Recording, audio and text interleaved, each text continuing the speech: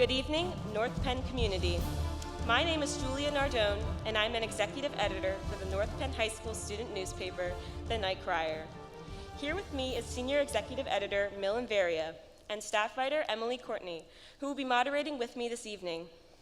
I would like to welcome you all to the 2021 North Penn School Board Election Town Hall.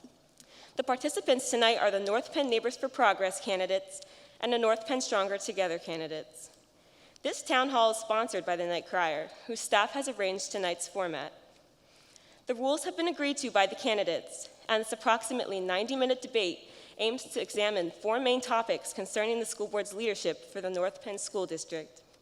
Tonight's town hall will focus on these issues: budget philosophy, infrastructure, COVID in our schools, and academic programs. Our goal tonight as student journalists is to stay focused on the real issues in an objective and open manner. We will pose questions to each team of candidates. Each team will get 3 minutes to answer, and following each team's response, each team will be given an opportunity for a 2-minute rebuttal, and then we will move on to the next topic.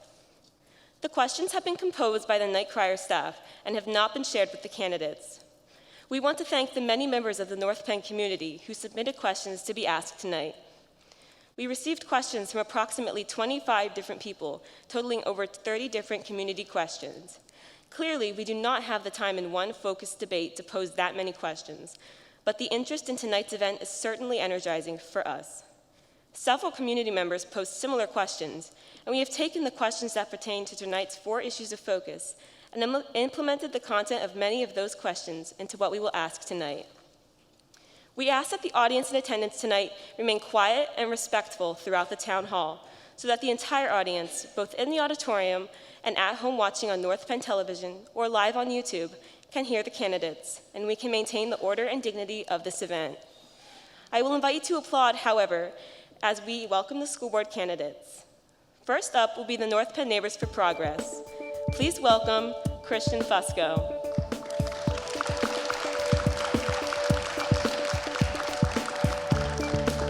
Jonathan Casa.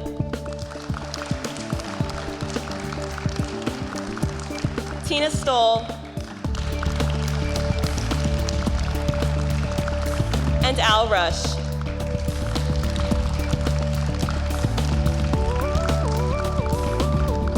Next up is North Penn Stronger Together.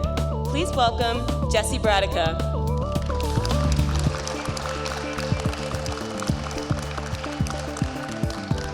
Frederick Froelich.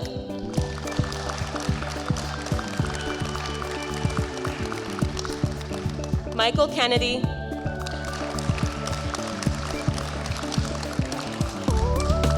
And Harry Snyder.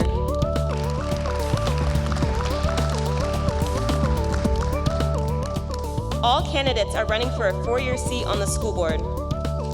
At this time, we ask that everyone please stand if you are able for a special presentation of our national anthem.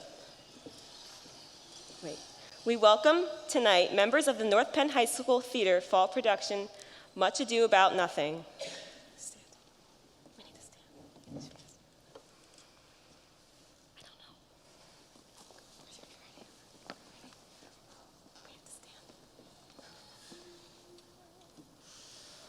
Oh, say, can you see by the dawn's early light what so proudly we hailed at the twilight's last gleaming, whose broad stripes and bright stars through the perilous fight o'er the ramparts we watched were so gallantly streaming, and the rocket's red glare, the bombs bursting in air, gave proof through the night that our flag was still there. Oh, say does that star-spangled banner yet wave o'er the land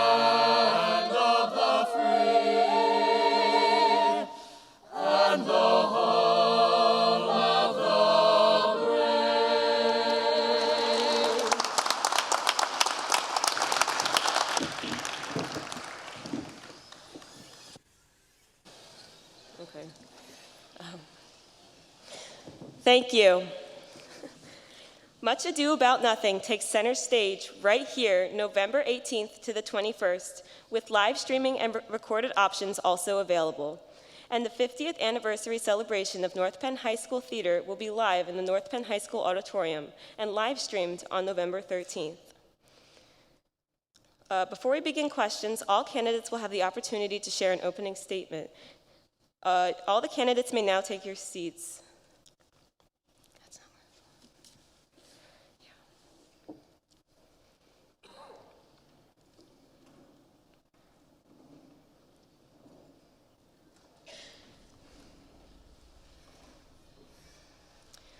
Christian Fusco, we will start with you, and you have up to 2 minutes for your opening statement. Thank you. I'd like to thank the Knight Crier and Kevin Monero for giving us an opportunity to have this debate tonight.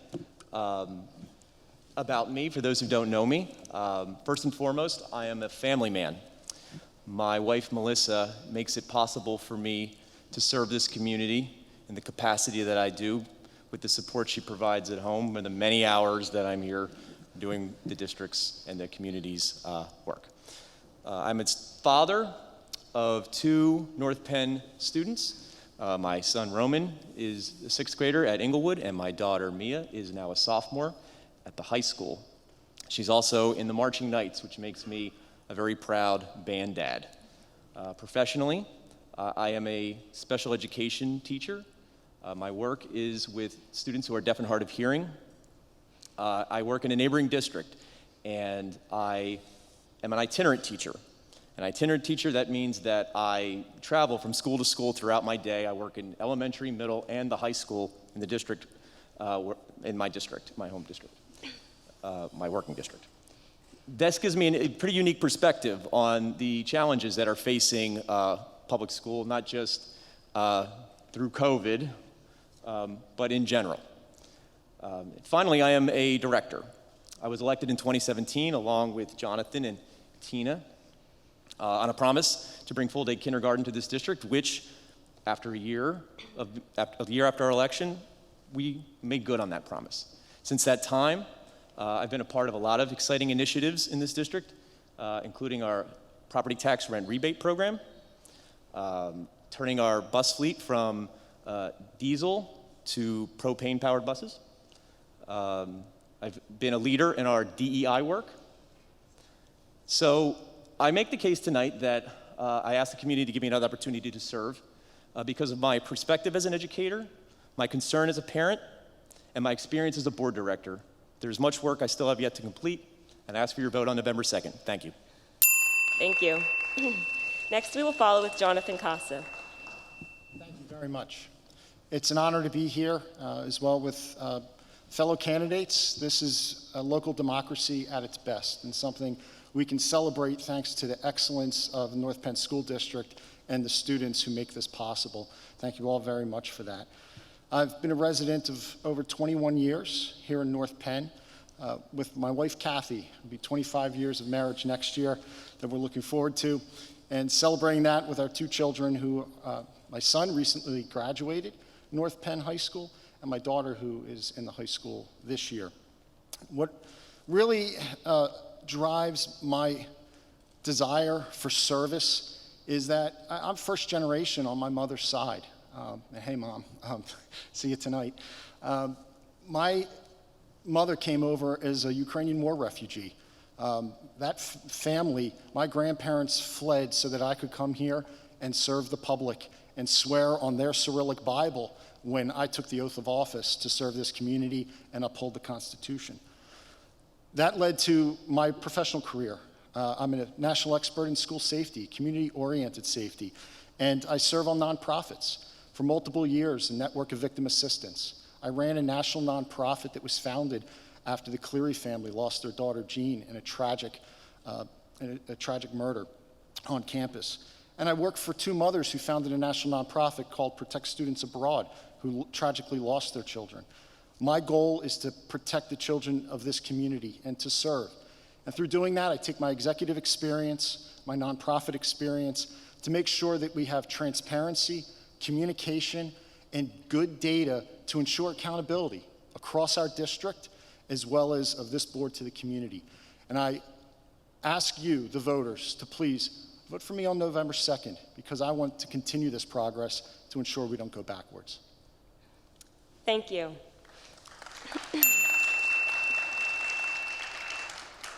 Next is Tina Stoll. Good evening, and thank you to the Knight Crier for hosting this event tonight. My name is Tina Stoll, and I am the current president of the North Penn School Board of Directors, and I'm finishing my first term here with Jonathan and Christian. I got elected in 2017. I am a North Penn graduate myself. I graduated from here in 1983, and then went on to Penn State University, where I graduated with a degree in accounting in 1986. I am currently employed by our family-run insurance agency. My husband and I, we raised our 3 boys in this district, and we've lived in Montgomery Township since 1996.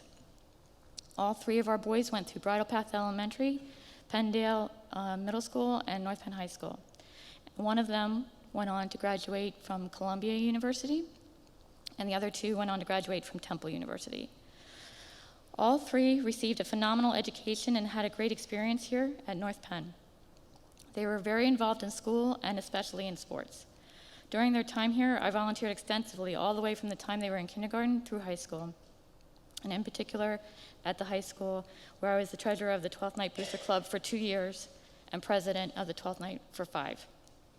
I got to meet many of the staff, and many of the staff still work here. I was so impressed with how hard everyone worked to make the North Penn School District the amazing place that it is for our students, and my admiration for them has just grown exponentially over the past year, seeing how everybody dealt with COVID and the pandemic. My children were very fortunate. They were given every opportunity to succeed here and felt a connection to their school. They still feel it. We have always said, once a night, always a night. I ran for office because it is important to me that every child that enters North Penn School District be given those same opportunities to succeed and also feel like they have their best North Penn experience. Thank you. Thank you. Concluding North Penn Neighbors for Progress will be Al Rush. Hi. I want to thank the members of the Knight Crier, and I want to especially thank the members of our community. They shared their knowledge with me, they shared their experiences with me, and I learned a lot, and I hope that I've implemented what they taught me when I knocked doors. I've talked to over 5,000 people in our community in the last 3 years, asking them what their experiences were in the schools. Some of the issues they told me were about bullying. We implemented a new policy to handle bullying. They talked about how much they like full-day kindergarten.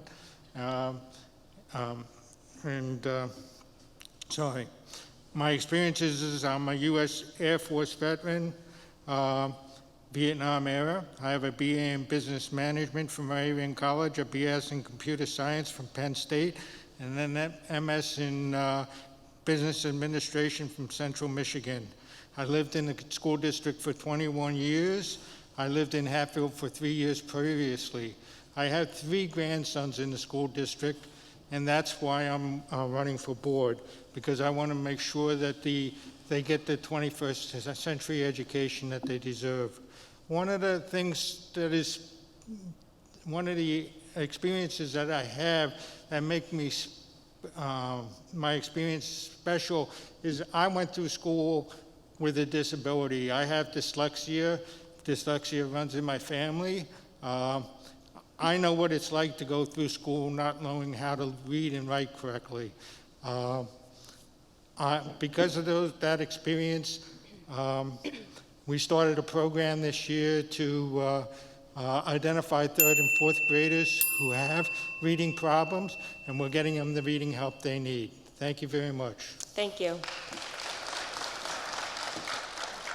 We will move on now to Stronger Together. Starting with Jessie Bradica, you will have 2 minutes for your opening statement. Thank you so much for having us and giving us this opportunity. I'm Jessie Bradica, and I'm a mom of 3 who chose to live in the North Penn School District. based on the huge diversity and the excellence in education and the lower taxes compared to other districts around. I chose to run for a school director position after volunteering for many years and being involved in the district and being involved in the community planning events, being on different committees through the Home and School Association, chairing committees, planning, and leading youth and family events. I chose to come here and spend my time for my kids. I trusted this district for a very long time, and I've seen some great changes with this 9-0 school board, and I'm hoping to bring balance. I'm hoping to bring some challenges and to raise my hand and offer a better range of solutions. One of the things that we plan to do is increase transparency by developing better communication strategies and utilizing our parents. Working together is extremely important to me, making sure that our parents feel that they're being listened to and that we are using them to make decisions, working with our teachers, looking at our professional development, looking at our curriculum, and looking at our school calendar to make sure that our learning and academic experience is maximized, that our professional development is maximized. And again, we just want to bring some balance and make North Penn stronger together. Thank you. Thank you. Next, we will follow with Frederick Froelich. How you doing? I'm Fred Froelich. I'm a very proud father of 3 North Penn students. My oldest was a graduate last year, now attending Nova Southeastern University in Florida. Hello, Leah, I know you're watching. My son, Freddie, who is a current high school student here in the 11th grade, and my baby girl, Danielle, who's at home right now in 8th grade over at Penndale. As far as my own experience, I'm a graduate of Temple University. I earned my Bachelor of Science degree there, secondary education, dual major in history, did a master's degree in educational psychology, and I have my doctoral program completed through Temple University in educational leadership. I couldn't have done all that without my right hand in life. That's my wife, Julie, who I've been happily married to since 1999, and she's been the backbone of the family while I've been out seeking my education. While I've been doing that, I've been proud to say that my children have gone to a district that really looked out for my kids, and some amazing teachers who went out of the way to make sure that my children always had a fantastic experience whenever they could. We had great administrators that we can go to whenever we had an issue. We had open dialogue and conversation with guidance counselors. They're incredible. Along the way, though, what I wanted to do was get involved more. I wanted to be a part of this community in a bigger way. I teach in the Norristown Area School District.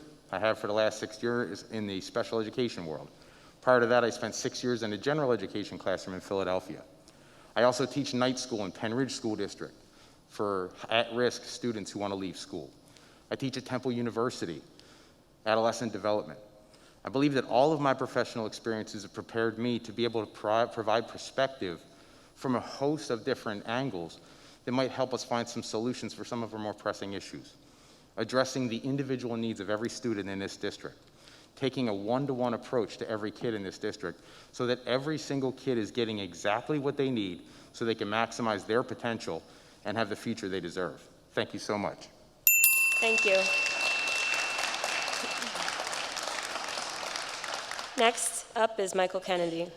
Thank you. First, I'd like to thank everybody involved in this very, very important event, especially the moderators who are taking on this task. My name is Michael Kennedy. I'm a nearly 30-year member of this community. I'm a husband to my beautiful wife, John, who's at home watching right now. I'm a father of 6, 5 boys and 1 girl. Contrary to the belief of my daughter, Madeline, who's at that wonderful age of 14, I am not running to publicly humiliate her. If elected, I honestly do believe I bring a very unique perspective to the position. I'm a 15-year Philadelphia school teacher. I teach at the high school level at Frankfurt High School. I teach history. I've taught world history, African American history, also American history. I also teach sports and entertainment marketing. I hold an English as a second language certification. I have experience at the middle school level teaching history and English. I'm very versed in the effective academic strategies that close academic gaps. While at Frankfurt, up until last year, I held the position of Dean of Students for over 4 years. As Dean, I was responsible for the overall discipline of the student body, the climate and the safety of the building. My role was also bridging the gap between the community and actually the school itself. I'm very experienced in conflict resolution and restorative practices. I also coach 2 varsity sports. I coach the girls' soccer team. Shout out to my girls who I know are watching right now, who are still undefeated, and the boys' lacrosse team in the spring. If elected, I would commit to serving the term without running for any other political office as a school board director, which is, I feel, is very important to maintain the trust between the community and the school board itself. Thank you. Thank you. Now we will conclude with Harry Snyder.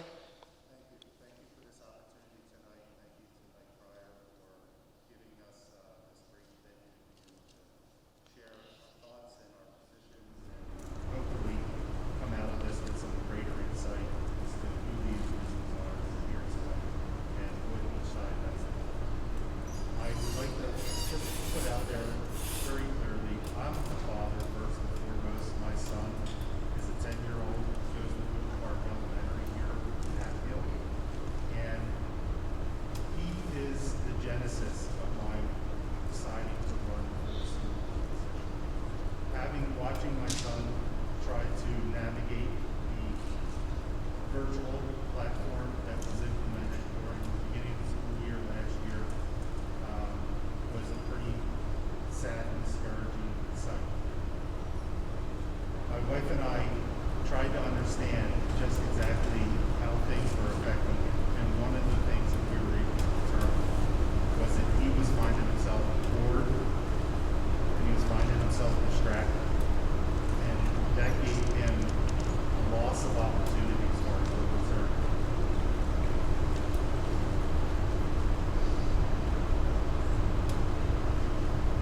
Is that better?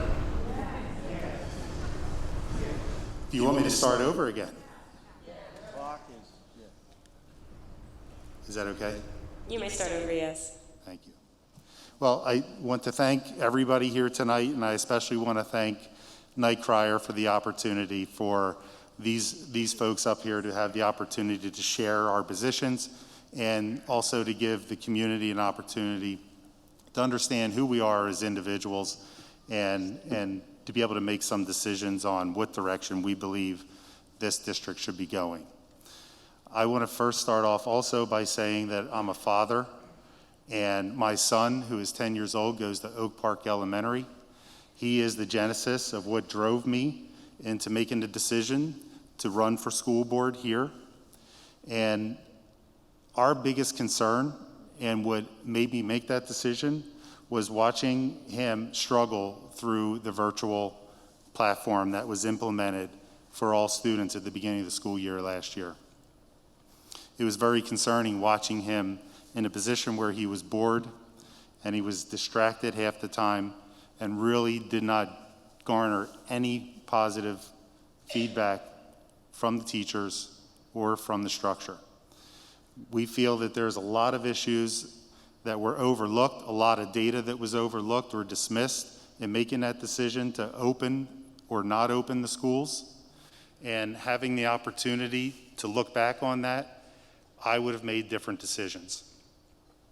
So I want to take this opportunity and vow here tonight that if given the opportunity to sit on this board after this election, I will fight for every children opportunity to be able to be the center of all decisions that are made at the board level. There should be no politics ever involved in board discussions. There should be no politics ever involved in our children's lives. And I want to make that difference. So please vote on November 2nd. Thank you.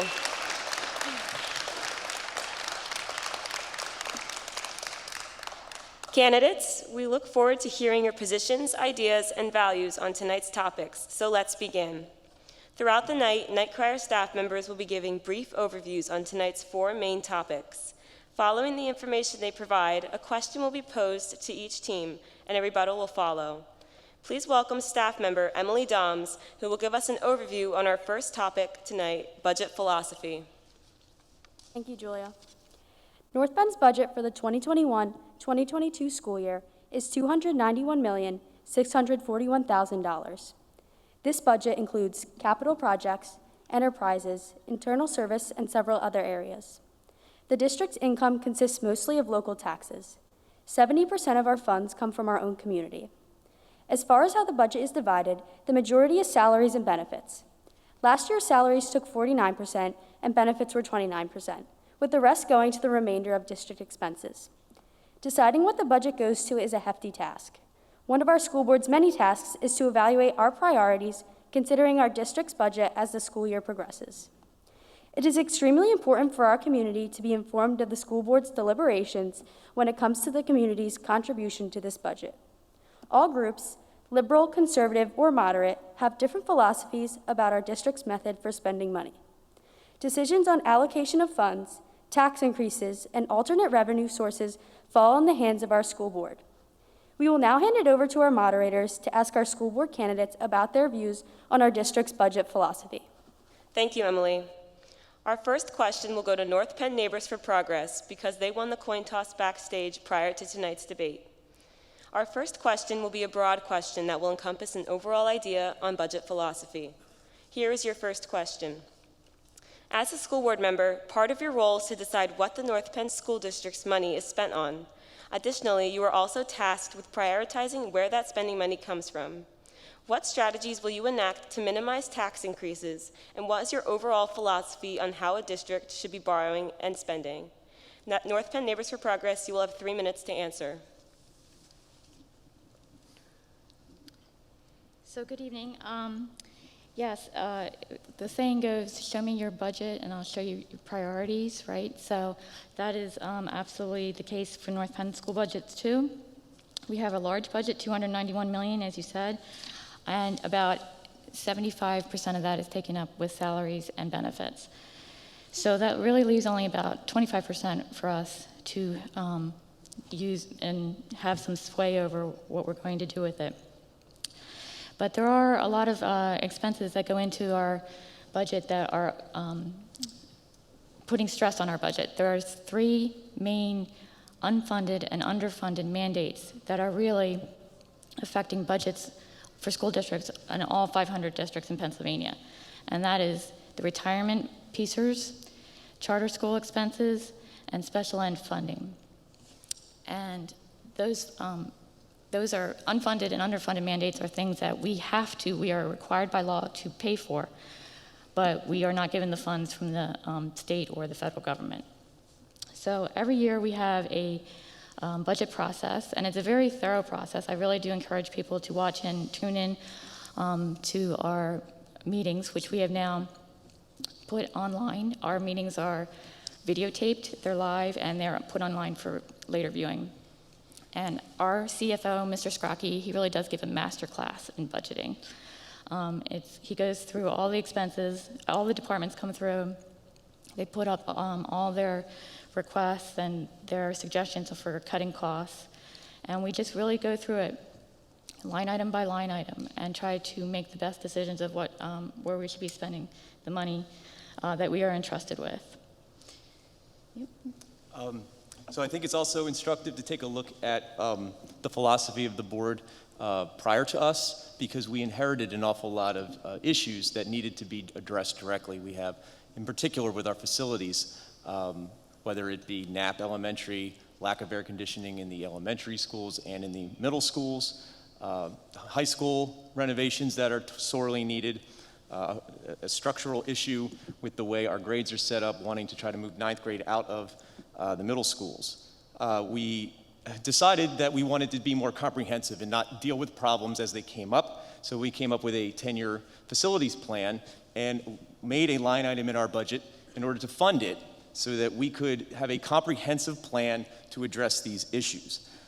We did that while remaining all of the programs that we've done and everything you'll hear about us talk about tonight, the prioritization, has done so with maintaining our tax base in the lower 20% of all districts in Montgomery County. I'll say that again, the bottom 20% of all districts in Montgomery County.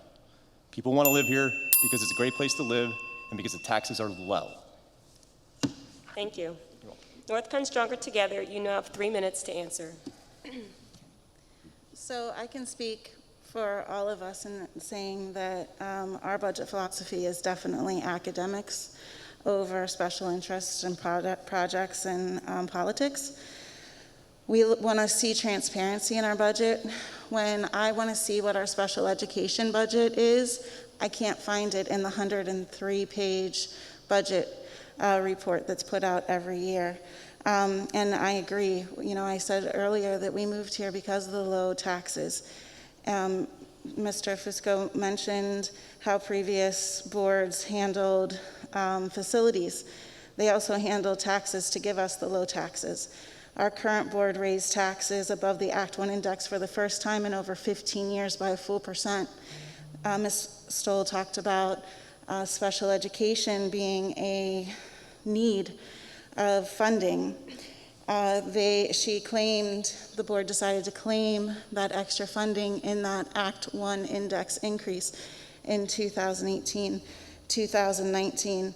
But yet in 2 subsequent budgets with $7 million of surplus, that money went to the capital fund, which funded the stadium and not special education. So we agree that we need long-term solutions. We like the fact that they made a 10-year plan.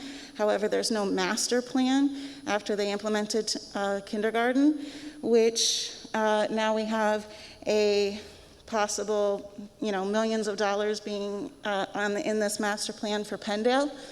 Penndale may not exist when the 9th grade center comes, but we don't know the answer to that. So as far as long-term solutions, you need a master plan to plan for your long-term solutions. So that's something that we want to work on day one. I'll let my other candidates speak too.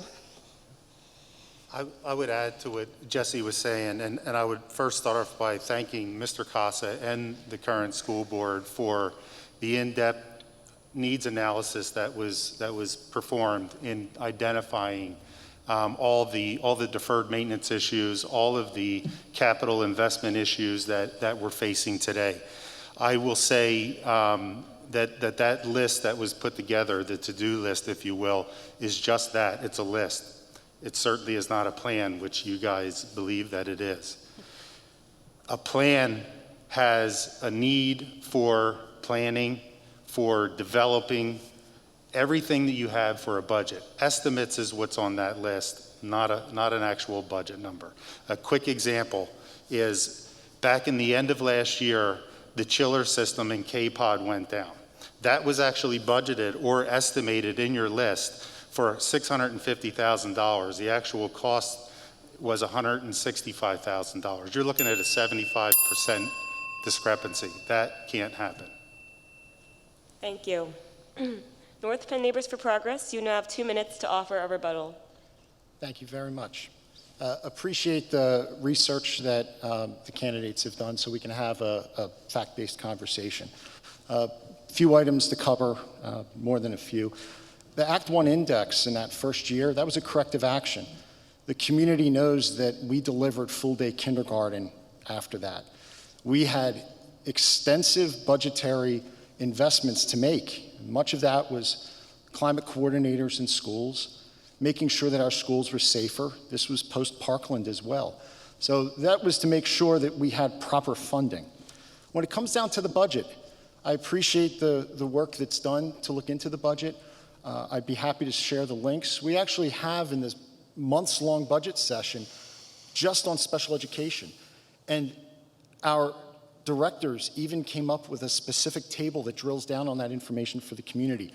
This district has won transparency and budgeting awards for the last 7 years. Special education, this is something that's been fully funded. There was no money taken out of special education. It's been fully funded in every budget. And because of proper budgeting, we were able to have cash in hand to make sure that special education students and those with ADA needs could attend our multi-purpose complex. I don't know how many more years anybody would want to wait for grandparents to be able to finally attend in the front row of the stadium their grandchild's graduation, and for our students to take full advantage of that type of inclusion. There is a master plan.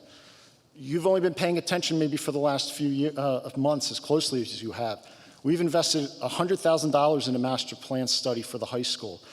Prior, what's informed our 10-year plan, 4 facilities with outside experts invested in informing that plan. That points the direction for us to get more expertise so we do identify needs and specific ways to go forward. Thank you. North Penn Stronger Together, you now have 2 minutes to provide a rebuttal. So I find it very important to highlight some of the things that were just mentioned. Reference special education. When we talk about this budget and about priorities, it's about what serves the largest percentage of our student body in the most equitable way. Because we use the word equity a lot these days. You know who doesn't always get equity? Our special ed kids. We just spent over $8 million on a stadium. And last weekend, we were alerted that special education parents have taken their kids to the new stadium, where if you are seated in a wheelchair, you have a bar obstructing your view. Yes, it's now ADA compliant, I appreciate that, but we didn't take into consideration enough in the planning to allow these kids to have a clear view. We also have parents who are complaining about, we don't have sensory rooms for our children who require them for their educational needs. Don't get me wrong, yes, fully funding the planning that was put in place for special education is helpful, but it's not as helpful if you're not finding out from the parents. You are the experts in your child. You know more about what your child needs than any professional does. And when you come to us with a need, we need to address that need and find a way to provide the services that are protected by free and appropriate public education and the Individuals with Disability Act. And those things have not been fully taken care of in the current budget. Instead, we have a stadium, but we have a litany of things on a list that could have been covered prior to a stadium. I understand the stadium needed some upgrades, but there are many districts that have stadiums that are much lesser than what we already had, but there are other academic programs that we could have enhanced and improved and advocated for every single kid to get exactly what they need. Not just special education. Regular education kids need things. Not everybody's a college student. Where's our services put in for our kids who are going to be in the workforce right out of high school? Or the kids who want to go through the tech ed process? We need more emphasis on those 2 areas as well. Those things weren't in the budget.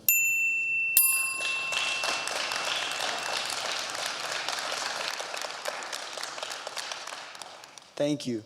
We're now going to move on to our next topic. Please welcome staff member Maggie Robinson, who will give us an overview on our infrastructure topic.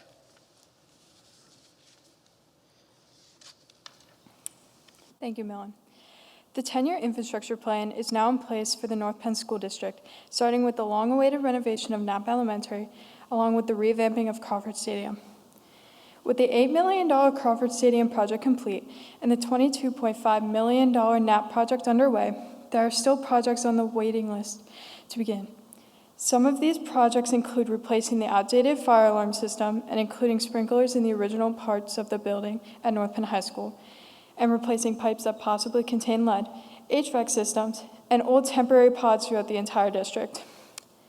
While many of these projects would certainly overshadow the $30.5 million quoted for both the Crawford and Knapp projects, the board will still have to decide which priority to take on these upcoming projects. Leading the discussions have been the potential development of a 9th grade center at North Penn High School, which would coincide with the high school renovation project. But of course, infrastructure is more than just buildings. It's school safety, communications, technology, and more. Now we'll turn things over to our moderators for our question on infrastructure. Thank you, Maggie. Our next question will go to North Penn Stronger Together, and your team will have 3 minutes to respond. Here is the question. If you are elected to the board, knowing what projects are being completed and what projects are being planned, what would you prioritize as the most important infrastructure-related projects you'd like to oversee in the next 4 years? North Penn Stronger Together, you have 3 minutes to answer. Well, first I would like to start off with saying it's not really about picking the specific projects. Everybody would agree on the stage that every one of the projects need to be addressed. It's about prioritizing.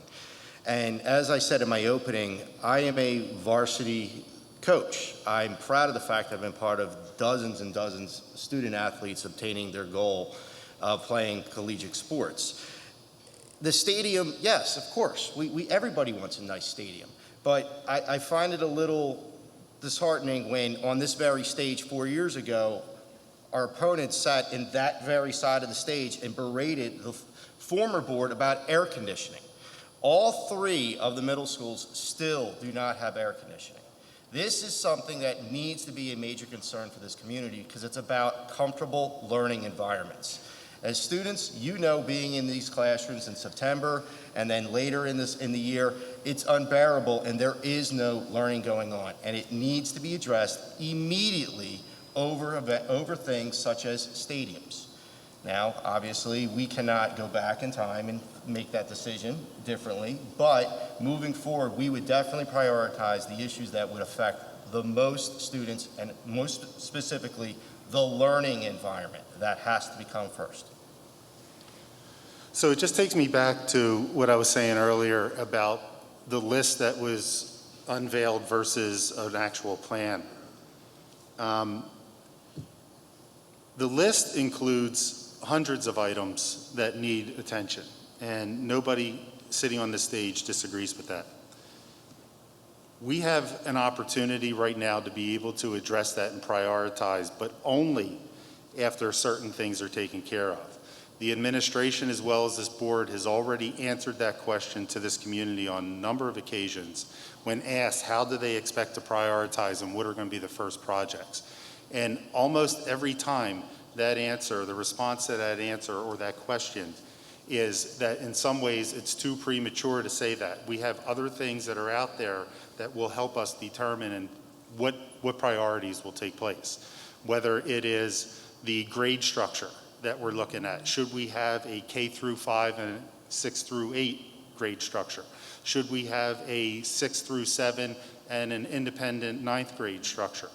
All these things have to be determined before they start determining what buildings they're going to use, what buildings they're going to build, and what priorities will be addressed from an infrastructure standpoint and a replacement standpoint. So identifying those things, getting into those core issues that they've been talking about for the last 2.5 years, 3 years, we need to get those answers and determine what our structure is going to be, and that will be our first point of attack when we get on this board.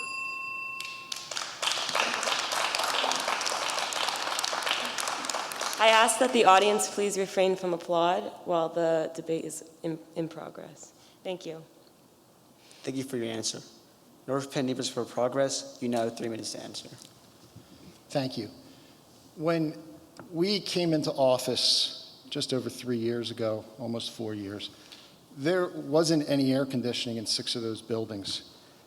We've put it in 3, and that's important. 6 of our buildings total, that's 3 middle schools, 3 elementary schools. It's one of the first votes we took, so we understand that. I have a family member who went through Pembroke and had health issues, and on top of that, the masking issues with COVID. We share those concerns. I find, the community that has watched our committee meetings for facilities and operations, education, community, and instruction will know that these are conversations we're having, and there are results that we're delivering. The mods at Pembroke, they were completely gutted and redone on our watch. Those were mods, temporary mods that have been there well over 20 years. Air conditioning systems, rugs were ripped out, had never been done before. That was one of the first priorities we wanted to make sure we could take care of. North Penn High School is a significant issue we must tackle. We've been discussing this, absolutely. We've also been making plans. As I said, there's a master plan that's being formed. I thank those community members over the years who've attended our multiple community forums to make sure that we got that input. The people who show up every single month for my committee at Facilities and Operations, the 2.5 hour long meetings. Some people have just been showing up only the last 6 months. So I thank those who are educated about that. The safety and communications upgrades. When I took over as chair of facilities and operations, we did a thorough audit. We didn't just talk. We found out that there wasn't 100% communication. We upgraded all of our communication so every room in every building could hear if there was an emergency. North Penn High School, for the first time ever, we're able to find out there's a call for emergency exactly which room it is coming from. This is significant investments that had never been made before to make sure that we not only have safer buildings, but that we have a vibrant education, because you cannot focus on education if you're worried about your buildings falling apart. I think that it's really important for the community to understand that this board over the last 3.5 years has not only talked about it, you can find the plans. Go on the North Penn Facilities and Operations website, see that information. Go to northpennneighborsforprogress.com and see our platform and the dozens of links on the projects that we have delivered. That's what we want to continue to do, not just ask questions. We would appreciate that. The one thing this community needs to do is continue to talk. When we hear that, we can be responsive. I promise that we'll continue that so we make sure that North Penn High School, our middle schools, and the air conditioning situation, that all is part of a plan that ultimately protects taxpayer dollars while ensuring our students are in 21st century buildings. Thank you. North Penn Stronger Together, you have 2 minutes to offer a rebuttal. So I'd like to start off by saying that I know you referred to the great work that you did with regards to all the mods and all the modular units that are out there. I can tell you that I just played basketball with my son over at Oak Park last week. And as I'm there, the basketball net is literally a couple feet right off of the exterior wall of that modular that's there. That's in a disgraced condition. There's holes in the wall. There's insulation hanging out. I have no idea looking at that. When I look inside, there's moisture everywhere. So I do question whether or not we have mold issues or anything else that might be going on there.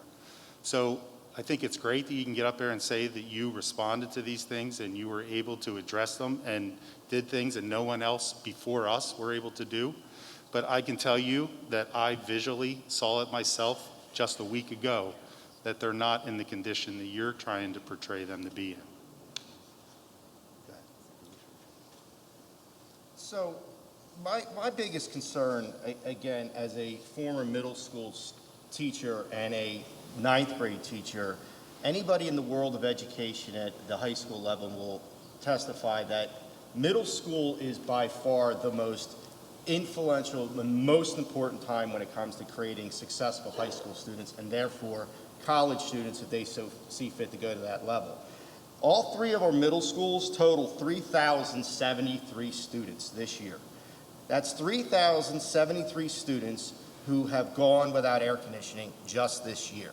You have been on the board for 4 years and sat in those seats 4 years ago and railed about not having air conditioning in schools that needed it the most. It's not about what items you selected.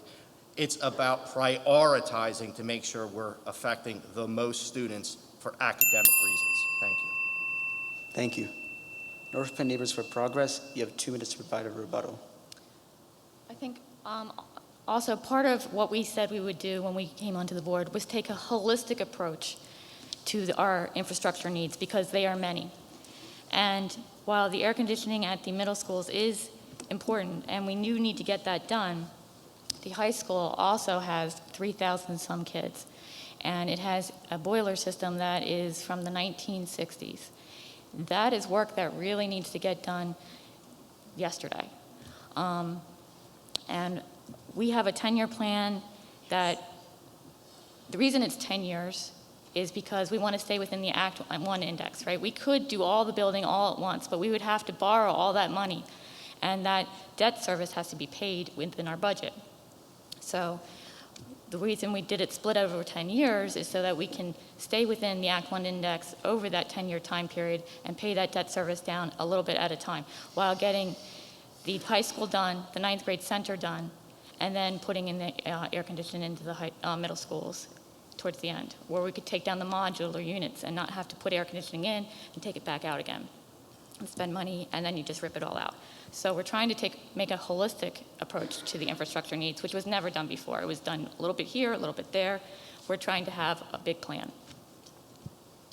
And to the prioritization of the issues we do want to focus on, the ninth grade center has the ability to allow us to address something that was also a campaign issue when we ran 4 years ago and continues to be a campaign issue today, which is class size. The ability to construct a 21st century ninth grade center, a brand new building that has the potential to move the ninth grade out of the middle school, gives us a lot more flexibility if we're able to move the sixth grade in there with space. There's two issues when it comes to class size, space and personnel. Over the past 4 years, we've hired over 50 teachers. Space is still an issue. We can address it by addressing the ninth grade center, and that gets directly to the heart of what we're doing, addressing the academic programs here in this district. Thank you. Thank you. We will now move on to our next topic. Please welcome staff member Marissa Leibowitz to give us an overview of our COVID topic. Thank you, Emily. March of 2020 saw the closing of schools in the North Penn School District and around the world. As time moved on, decisions were made on the most effective ways to return students and staff members to the educational setting. From students learning from their own homes to having the option to come into full-time in-person education, the landscape of learning faced dramatic changes due to the pandemic. Currently, the North Penn School District community is facing high transmission. There are regulations currently in place at school to help prevent transmission, namely mask wearing inside all buildings. Some parents are worried for their child's safety and concerned their students may have to shift their learning experience again, while other parents are opposed to the mandated mask wearing and messaging that encourages vaccination. With these issues in mind, parents and students alike are wondering what's in the coming future for the district and how will North Penn continue to manage pandemic-era learning. Now we turn it back to the moderators for our questions related to COVID. Thank you, Marissa. We will have 2 questions for this topic. The first question will go to North Penn Neighbors for Progress. You will have 3 minutes to respond. North Penn Neighbors for Progress, here is your first question. Can you please discuss what data and informational sources you plan to use most directly over the remainder of the school year to continue to determine the best practices for keeping schools open and functioning well while we continue to face the pandemic head-on? North Penn Neighbors for Progress, you will have 3 minutes to answer. Well, I'm going to start by backtracking a bit and talking about our introductions. When we introduced ourselves this evening, no one at this table introduced themselves as a doctor or a scientist. We were not elected by this community to second-guess medical professionals and scientists at the CDC, at the Department of Health in Pennsylvania, or in Montgomery County. That's not our job. We're going to defer to the experts on the issues and on our COVID response practices. We took a vote before the mask mandate was implemented to maintain masking in our elementary schools until those students have the opportunity to get a vaccination. We're hoping that soon, but there hasn't yet been any concrete date set for that. We further decided that in regard to the high school, we were going to peg it to transmission rates. We heard the community wanted some flexibility, and we tried to meet them halfway and give students who have had the opportunity to get vaccinated a more normal experience, but still keeping public health and safety as the priority in the decision-making process. That's what we did. We have a track record. There are a number of people in this community who are not happy about those decisions, and there are a number that are. I hope that those sitting across from us tonight would shed some light on what they would do in the same situation. Will they maintain the masks if the order is lifted? For students who haven't had a chance to get vaccinated, will they continue to peg it to transmission rates? Or will they look at pseudoscience? Will they try to outthink the CDC? Will they try to challenge Dr. Fauci moving forward? I certainly hope not. But I'm looking forward to hearing that response. One of our close allies in the fight against COVID is Children's Hospital of Pennsylvania.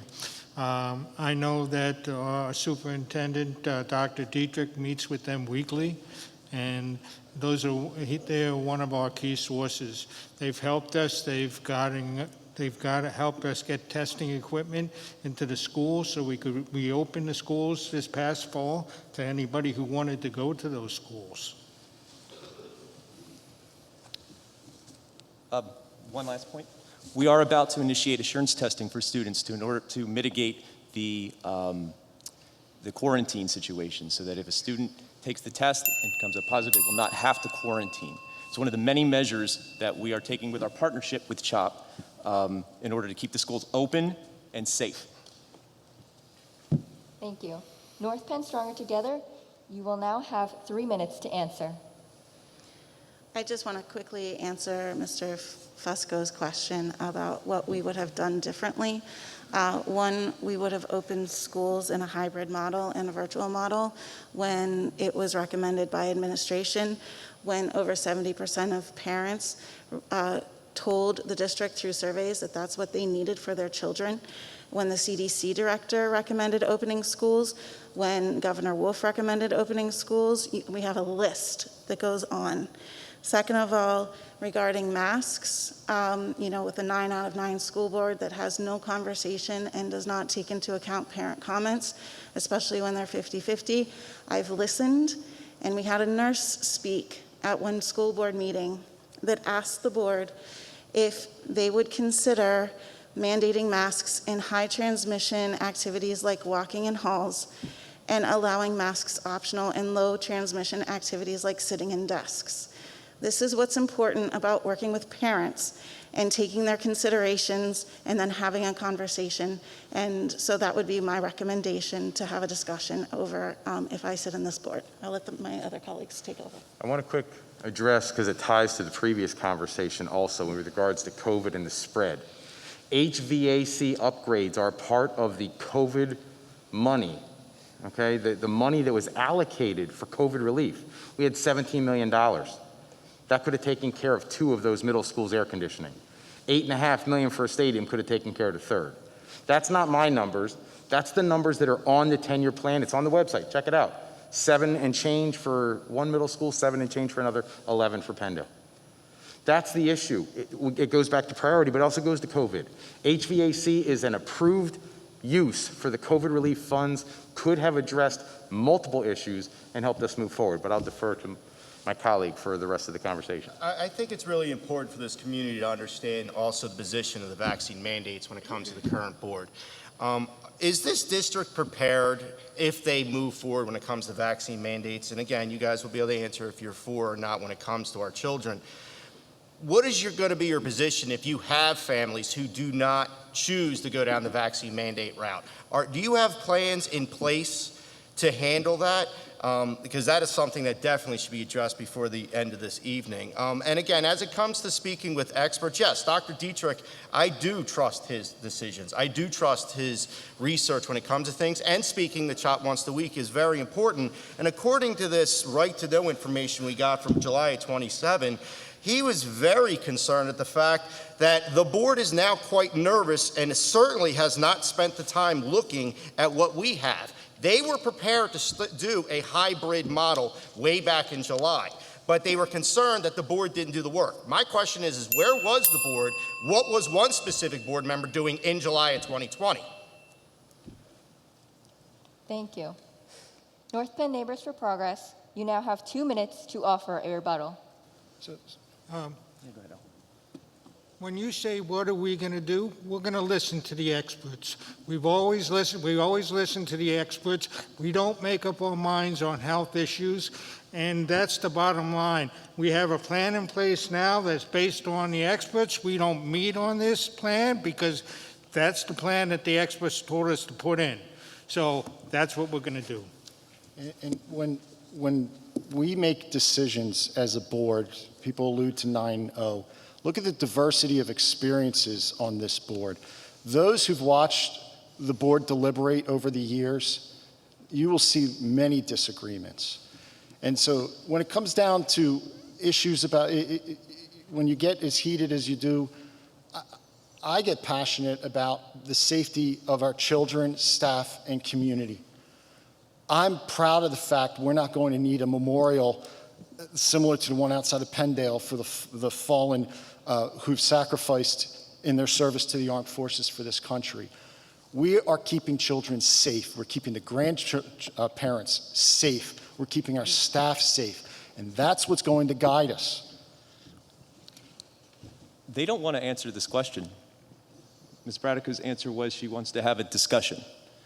Well, when you're actually sitting on this side of the table, you don't always have the luxury of being able to look back. We had a situation that nobody was prepared to handle. It was dealt with 22 different ways in a county with 22 different school districts, right? There were mistakes that were made. There were good decisions that were made. The decision that we made initially was to be safe and to observe and see what worked and what didn't. But you don't want to talk about it moving forward. You want to talk about last year. Last year's over. What are you going to do moving forward? The community has a right to know before they cast a vote what you're going to do to keep them safe. Thank you. North Penn Stronger Together, you now have 2 minutes to offer a rebuttal. So with regards to keeping everybody safe and not wanting to be in a position to have to erect a memorial, I only have this to say. We have local school districts, Souderton area, we have Mater Dei, we have Lansdale Catholic, we have many, many school districts in Bucks County that took the opposite route and made better decisions than the school board did on how to open schools safely. They followed Governor Wolf's recommendations, the Pennsylvania Department of Health, Val Arkush, all the people that you say you confer with and made these decisions on, they all said to open the schools and that it can be done safely. Dr. Dietrich himself has said, under the Right to Know Act that we were able to find this information, Dr. Dietrich himself said that they fully investigated all the options and all the data that was in front of them. And that included what I just said about these professionals and these leaders in our community on opening up the schools and that it could be done safely. Dr. Dietrich also said he presented to the board that a plan that he believes schools could have been opened safely. You took it upon yourself to choose not to want to erect a monument. Just like the schools that did take the route to open the doors, let the children in, and get an education, I don't see any monuments in front of their schools. It's also important to point out that Dr. Dietrich's plan that he looked into as an expert, I believe, when it comes to education and making sure our students learn properly, it also included the 6-foot rule. He had a model in place for a 6-foot rule in place to keep our children safe. And it was completely just overlooked or ignored or not paid attention to at all by the current board.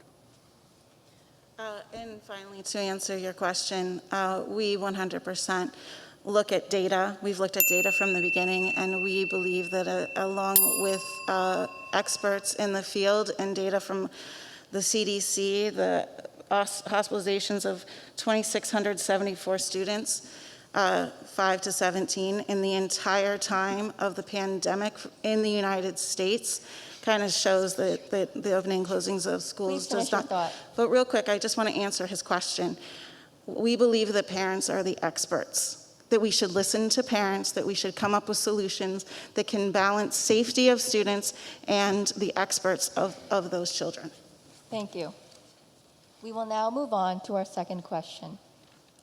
North Penn Stronger Together, here's your second question. Talk briefly about your views on masking in schools and messaging regarding vaccinations for students and employees. What do you stand on these specific issues as a school board candidate? North Penn Stronger Together, you will have 3 minutes to answer. So, in terms of vaccination, I was one of the first people who lined up to get the vaccine. I got my vaccine in the beginning of January. I'm proud to say that. That was my choice. We have to understand something when it comes to this vaccine. I am very proud to say that my wife, my children have all been vaccinated from the beginning when they could. But I also look at the science behind the vaccine, and there are some people who have concerns about what it does internally. They're concerned about side effects. It would be irresponsible of me to tell you how to feel about your body and the risks you take with your body. Don't get me wrong. I understand that there are vaccines that we mandate every year for our children simply to walk in the door. But those have been out there for decades. This is still a relatively new vaccine. I will also concede the point that I will be the first person. I got Moderna. As soon as the Moderna one's approved, I'll get it. I'll get a booster because I'm that person. I'll take that risk, but that's me. I can't force you to make a choice that you don't want to take. I can't force you to take your child and make them get something you may not believe in. I want our children to be safe. We all do. But we also don't want to tell you what to do with your DNA, what to do with your decision-making process. We need to put measures in place that allow us to have great education in a safe manner with all the other protocols we can put in there, but also reserve the respect for the parents to make a decision for what's best for their family.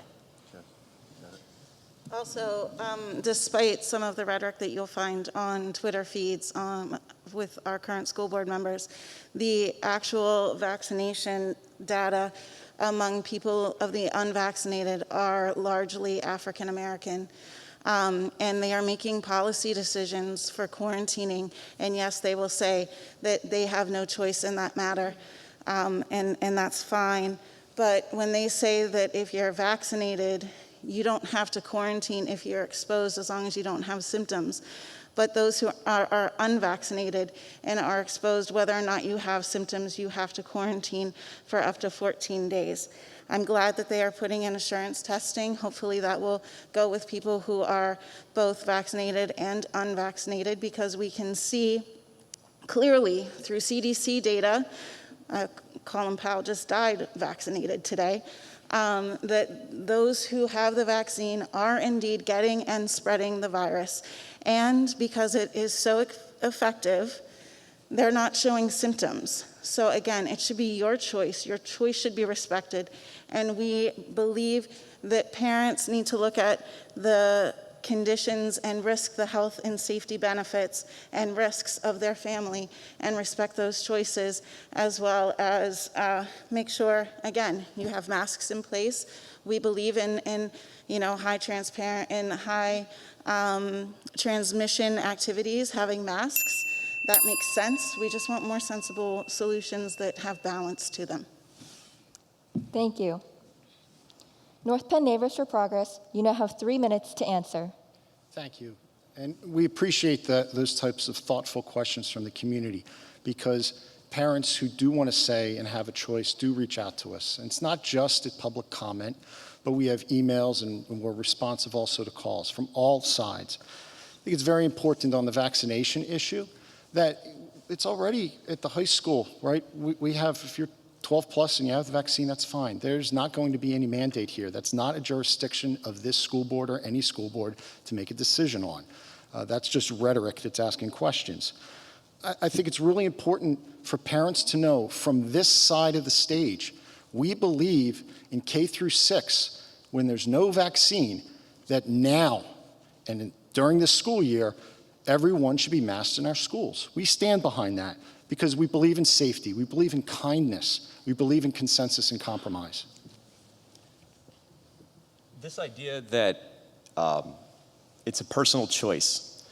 I tried to make this point earlier. I heard this anecdote and I thought it was interesting, this analogy. If I'm walking down the road and I step on a nail and I decide not to get a tetanus shot, now that's my right. You know why that's my right? Because I am the only one who is affected by that decision. I'm not going to transmit it to somebody else.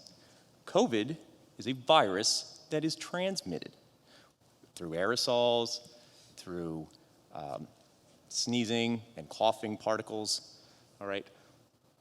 It is in the interest of keeping schools open to do everything we can to mitigate the spread of COVID. So as Mr. Casas said, it's not in our jurisdiction to mandate a vaccine. You'd have to go to the state for that. Do we support it? Yes, so much so that we've had clinics here to offer to the community the opportunity to come conveniently and get a vaccine. We encourage everybody eligible to get that vaccine. It is how we will get rid of the masks eventually. It is how we will be able to shake hands and hug each other again eventually. So we need everybody to get on board with this idea. But all we can do is support it rhetorically. We are not going to implement any mandates. We're not able to. I'd like to real quick go back to one other thing, the opening of schools. There is an issue that has been brought up again and again by me about why we did not open schools initially. And it was not only due to the virus itself, it was due to the hybrid model and whether or not we thought our staff was prepared for the complication of juggling in-person students and students at home, some full-time, some part-time, which was the plan that was put forward. So you're right. The board told the administration to take a step back. That is the board's prerogative. We were not ready to put the community in harm's way. I'm not suggesting that the administration was, but ultimately it is a board decision. It was not an administrative decision, and a decision that we made. This position requires you to make tough decisions, again, not always with hindsight as your benefit.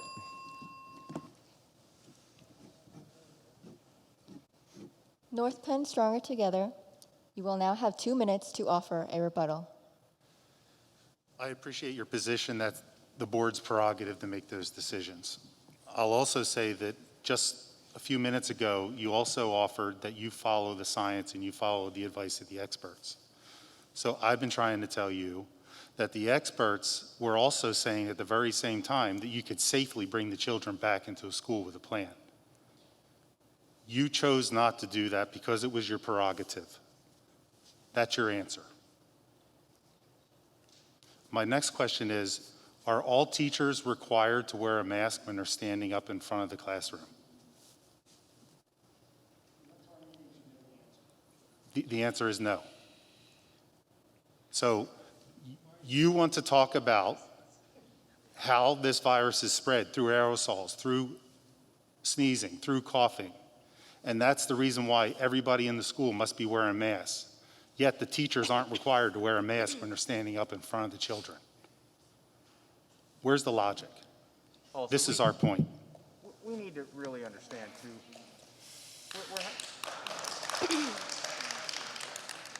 As I said, please refrain from applauding during the debate. Thank you. The dialogue about this mask thing goes a lot further than just over the safety of children.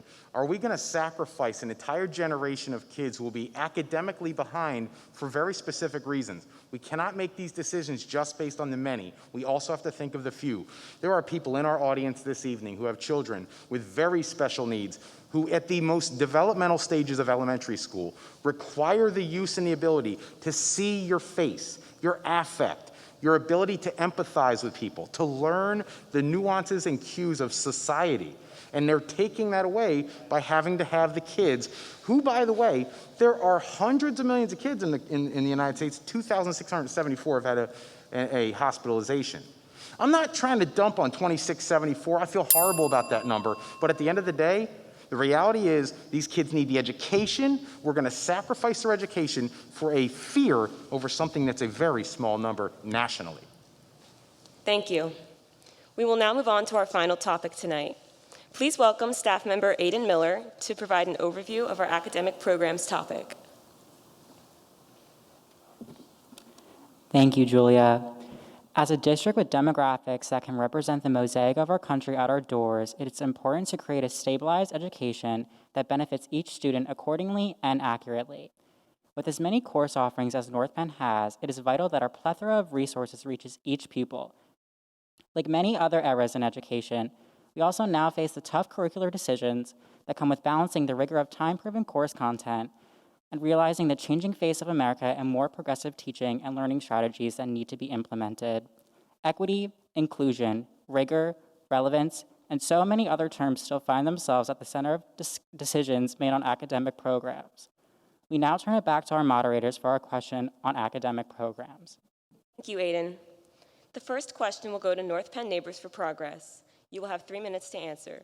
Your first question is, terms that have been used at school board meetings across the country terms that have been used at school board meetings across the country right now and here at North Penn include critical race theory and indoctrinating students. Please talk about your understanding of critical race theory and your understanding of this notion of indoctrinating students.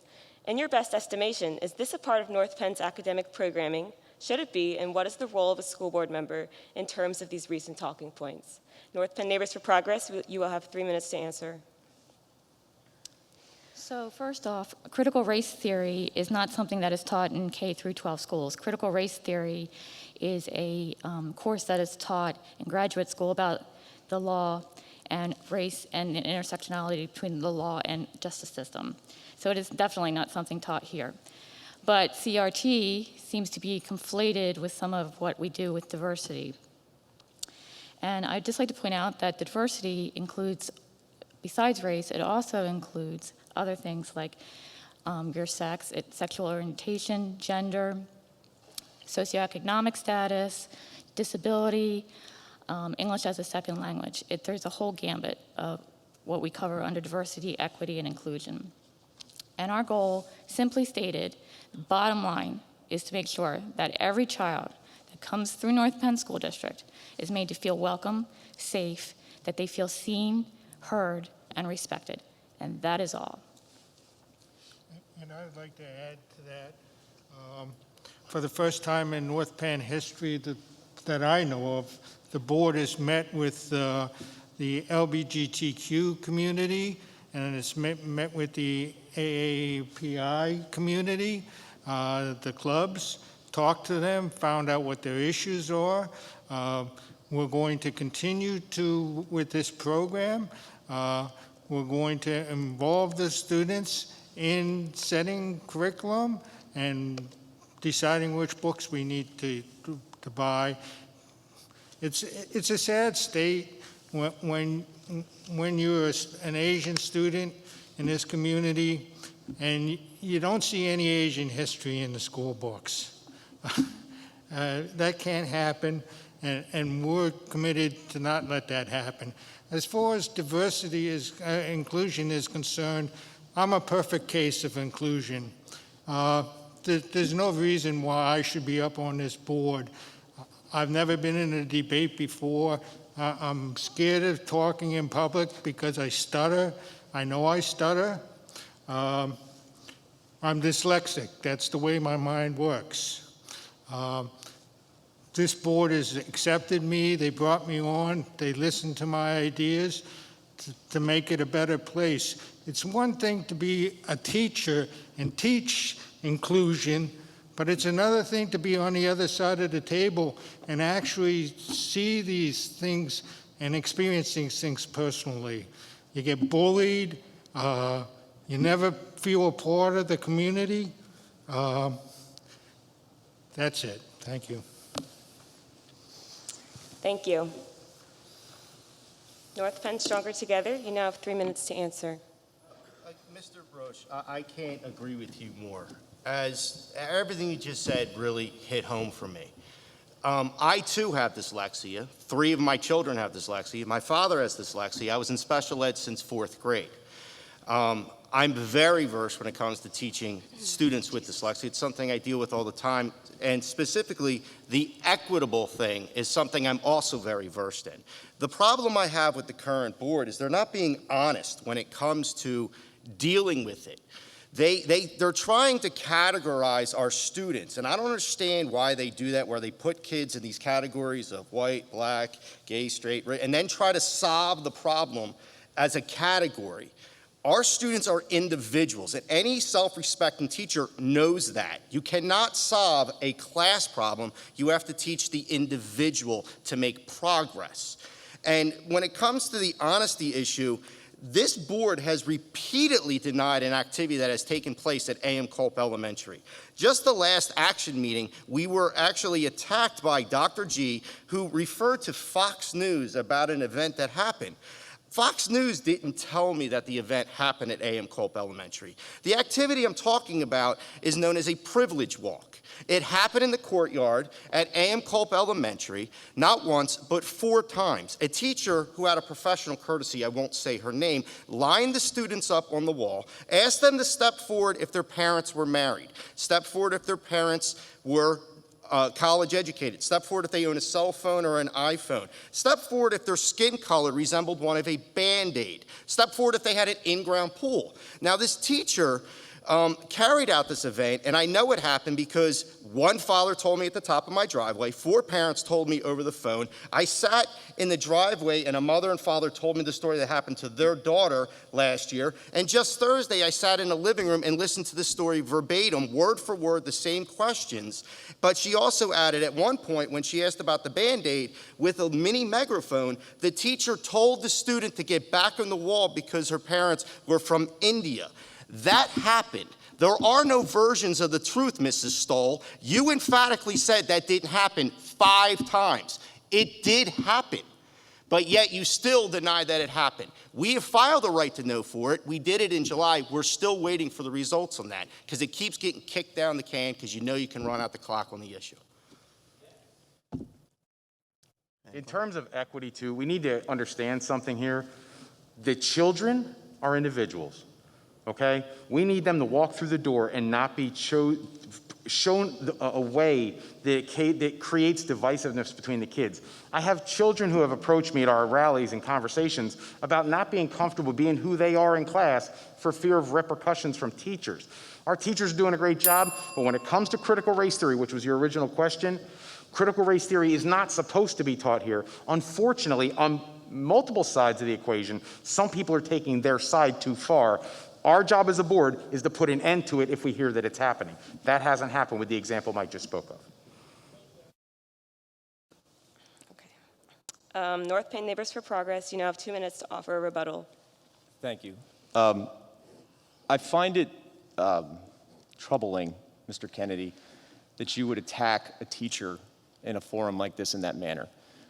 Whatever may or may not happen is certainly being looked into and is being addressed by administration. An isolated incident that, again, may or may not have happened is not what we are promising the community will never happen.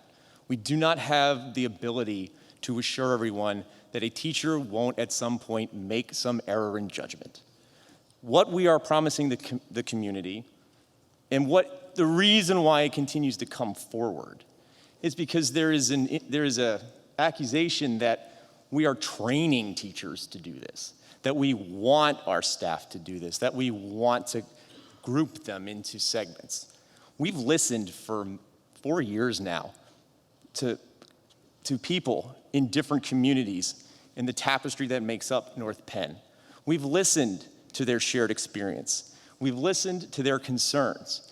We have tried to hear them, and we have tried to sit down through our cultural cadre and through other parent organizations to find ways to address those concerns. And we haven't done it anecdotally, we've done it using data. We've looked at our disproportionality data, and it shows that we have disproportional groups of students not taking AP classes, disproportional groups of students overrepresented in special education, disproportional issues throughout their school experience. You have to reach kids to teach kids. We are looking at the data, and we are coming up with comprehensive solutions like our equity policy, which brings accountability to the district, to this board, about what measures we're taking and whether or not they're working to address benchmark issues like the ones I just enumerated, including improving the diversity among our staff, parent engagement, the materials that we're teaching, and whether or not they're reflective of the experiences of all our students. Thank you. North Penn Stronger Together, you now have 2 minutes to provide a rebuttal. Just real quick, Mr. Fusco, I'm sorry if you took that as an attack, and I'm sorry that your feelings were hurt. But imagine how that little girl felt who stepped forward because she had an in-ground pool and was told that she was spoiled by the teacher. Anybody else? I just want to say that I have been in the Cultural Proficiency Committee at my elementary school. I have volunteered to be on PI. I've tried to learn what's happening, and I also attended the Equity Summit in August. I sat from 8:30 in the morning till almost 4 o'clock listening to the trainings that are being given to staff and other employees. I don't remember seeing any of you in any of my breakout rooms. I apologize if I'm wrong. One of the things that came out, there was a lot of good information, and that's what it was, a lot of information, including white privilege, including the fact that if you're colorblind, you fall on the on the racist scale. You're one step above a racist if you don't see color. And the implicit bias trainings that are happening. We have mandatory cultural proficiency trainings with our teachers monthly. And it's coming down into our students. My daughter, who's in 10th grade, had to read and journal about her white privilege in her aquatics class. So what you want to call this, if this is cultural proficiency, I don't know. I don't agree with it. Cultural proficiency to me is looking and honoring the diversity of our district. And if somebody's from a different country or a different culture, you recognize that in your lesson plans, you respect that, and you celebrate it. You don't tear it down, you don't privilege it, and you don't oppress it. Thank you. Before we move on to the next question, I would like to apologize. I missed the North Penn Neighbors for Progress's second rebuttal on the second question in a COVID topic. You may now have 2 minutes back to respond again.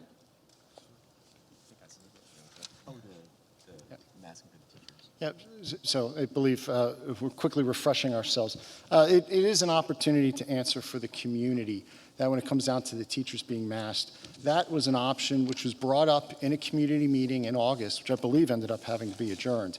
When we were talking about the health and safety plan, that was an opportunity to be responsive and listen to everyone from the community.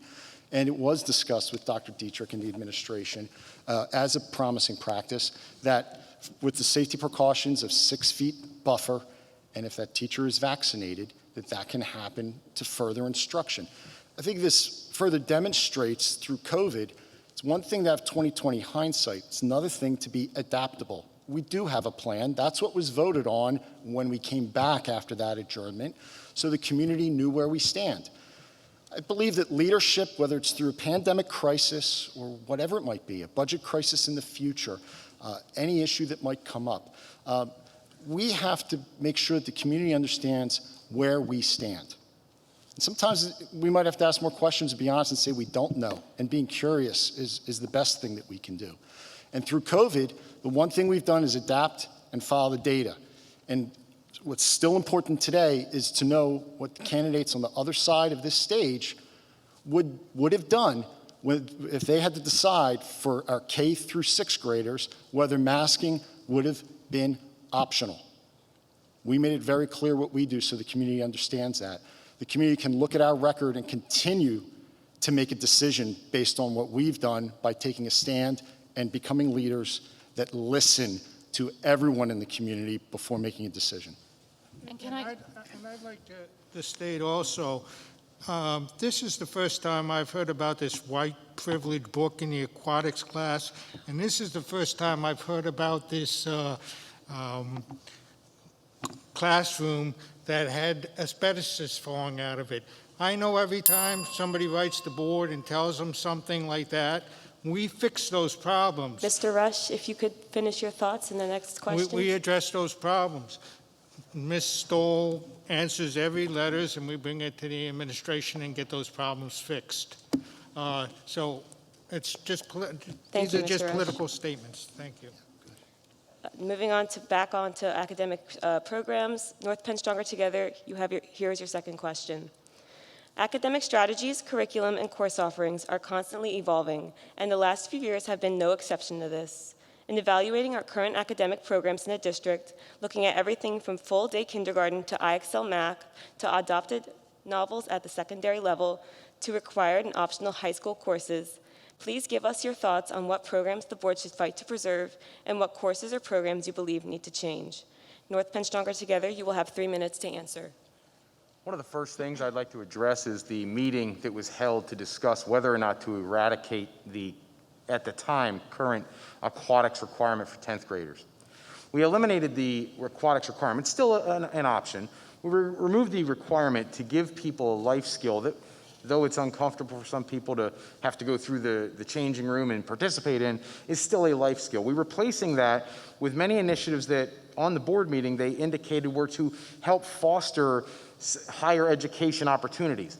This district, one of the beautiful things about this district is we offer an incredibly robust AP course offering. There's 38 courses or so. And what we need to do in terms of those is encourage a much more diverse student population in those classrooms. That starts, by the way, at the elementary and middle school levels by creating the best learning environments so by the time they get to high school, they can more actively participate in those. For me, when they eradicate that requirement for the aquatics program, there should have been an emphasis on the students who are going for technical education or the students who are going to be going into the workforce. Financial responsibility and financial literacy are incredibly valuable. There's no bigger, more important thing for children to know in 2021 than how to take care of their money. And they still don't have that as a required course, but we talk about we're diversifying our AP offerings. Kids need things to prepare them for the day they walk out those doors and they don't get any help when they look backwards. There used to be a survey that was sent out to our North Penn graduates asking them in different increments down the line how they're doing post-graduation. My understanding is, and I could be wrong if I am, they can correct me, that survey is no longer offered. It might be important to know that when school rankings come out, a lot of the metrics that go into that have to do with SAT scores and college placement and all those types of things. I don't want to hear how many kids go into college. I want to hear how many stay, because that means we prepared them properly for the path that they really wanted. How many kids get a job and can actually sustain themselves with a real living wage because of the skill set that they required here? How many kids get to go and instead of getting up every morning and going, oh man, I gotta go to work today, they can instead get up and go, I get to go to work today because I don't just have a job, I have a passion. I get to do what I love to do. Because I'll tell you something, I'm a Penn Ridge graduate right up the road. I have a passion. And it was instilled in me by some great teachers. My daughter is going to be an educator. She got that here. We've got great people doing some of the work, but it can't just be for my daughter. It has to be for everybody's kid. We need to prepare every kid.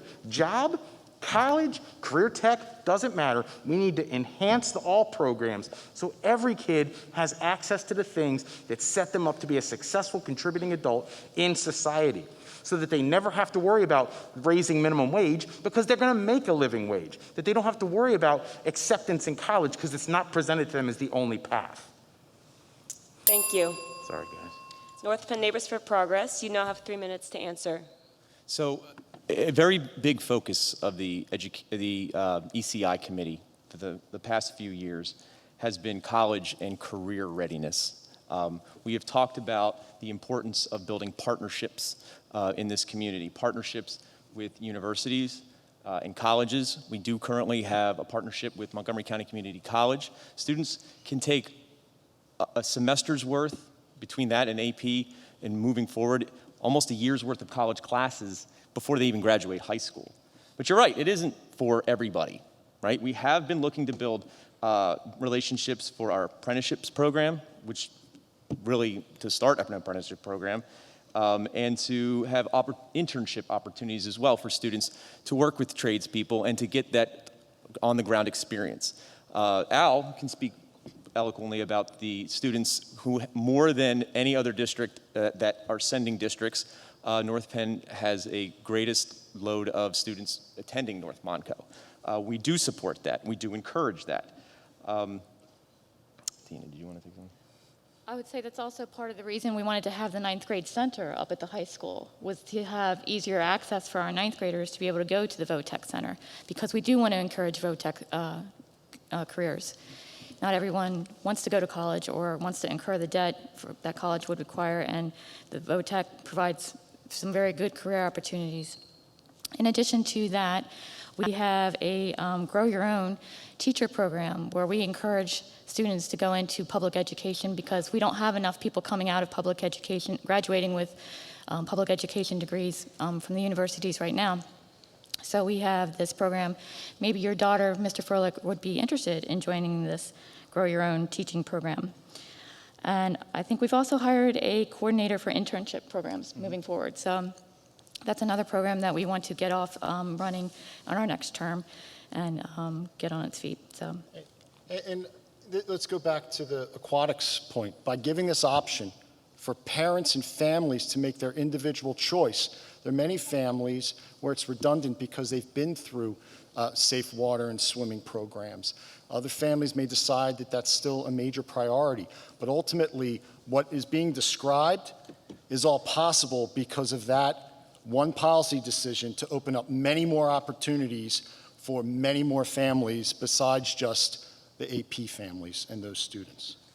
And at the VOTEC Center this year, I'm sitting on the VOTEC Center. We're starting 2 new programs. We're trying to decide what those 2 new programs will be. We have funding for the programs. So we're trying to figure out at this point in time what programs we should start at the Tech Center. As you know, the Tech Center is a little bit more complicated than North Penn Board in that we have 5 different school systems that come there. So we'll have 2 new technical training programs starting this year. Thank you. North Penn Stronger Together, you now have 2 minutes to offer a rebuttal. Well, as a parent of 2 older boys who went to North Penn, one of them was involved in VOTEC and actually graduated with Mrs. Stoll's kids. God, it feels like forever ago, Tina. I don't know how it happens, but it happens.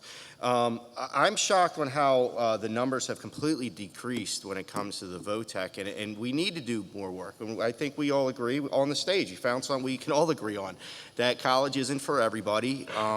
I can contest to that. I myself have a CDL Class A license. I did that as soon as I dropped out of high school, and I drove truck for a while. I still have my license. And it's something that we do need to move forward and work on when it comes to introducing the text into the middle schools and into even the lower grades to introduce it to them. Mr. Roche mentioned students with dyslexia. That is definitely an area that we actually gravitate towards. It's because of the way we learn. It's something that we actually can embrace and be successful in. And again, this is something that we have found that we can actually come together on, that we do think that the tech school needs to be pushed more, and the numbers have gone down for decades now, and it needs to change. We also need to be looking at programs that are more expansive for our life skills students. Some of our students who are going to require additional supports post-high school, I know we have a wonderful program that's in place, but we have families who've reached out to us talking about concerns about whether or not support staff, special education teachers can continue to track through with their children. They develop these bonds and these relationships that help them cope with some of the biggest struggles of any of our students in the district. And some of them have been taken away from them at times where it's incredibly important for their development to keep those relationships so they can continue making progress. We need to be looking at every single student and understanding what kind of programs need to be put in place to further all North Penn students. And one of the only ways to do that is to make sure that we are taking a top-down approach for each one of those groups and making sure there's a guaranteed academic plan for each one of them going forward. Thank you. North Penn Neighbors for Progress, you now have 2 minutes to provide a rebuttal. Well, one aspect, I do like the civility here and that we're finding agreement, so thank you. Very much pointing that out, Mr. Kennedy. On that continuum of education at North Penn, we've continued to lead. And nationally, we are the first ever virtual reality training program. It's really big news. It got lost a bit, towards the end of last year, and we're dealing with some other crises with the pandemic. We also have in the region a leading, and it might be statewide, a leading after-school services program for those students after they graduate who need the practice. And this is in Penndale. It's a really nice efficiency type of apartment where people can learn life skills